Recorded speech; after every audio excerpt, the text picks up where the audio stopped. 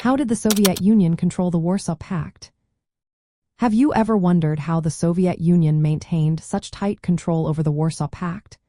This military and political alliance was formed in 1955 and included the Soviet Union and 7 Eastern European countries. The creation of this pact was a direct reaction to West Germany joining the North Atlantic Treaty Organization, which the Soviet Union viewed as a threat. The Soviet Union's dominance in the Warsaw Pact was evident in its structure. Moscow held the ultimate authority over all decisions made within the alliance. The leadership in the Soviet Union dictated military strategies, command structures, and policy directions. The communist parties in member states were closely aligned with Moscow and often took direct orders from the Soviet leadership. This meant that countries like Romania, Bulgaria, and Hungary, while appearing independent, were expected to follow Soviet directives in both domestic and foreign policies. Economically, the Soviet Union integrated these countries into its centrally planned economy. Trade with Western Europe or the United States was heavily restricted.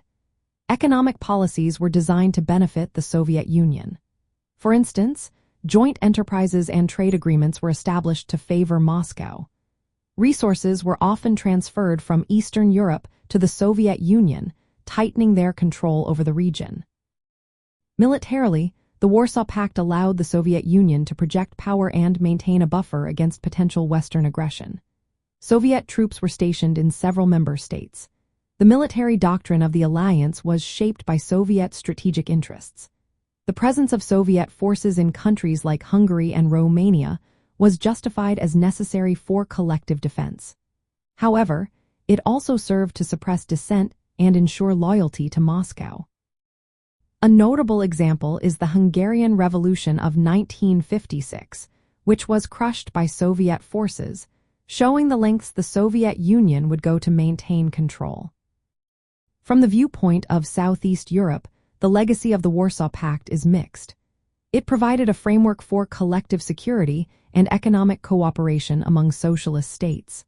However, it also entrenched Soviet domination and limited national sovereignty. The rigid structure of the alliance and Moscow's heavy-handed approach left little room for independent decision-making. This contributed to tensions that eventually led to the dissolution of the pact as the Cold War came to an end. In summary, the Soviet Union controlled the Warsaw Pact through political, economic, and military means. This ensured that its Southeast European allies remained firmly within its sphere of influence, shaping the region's development during the Cold War.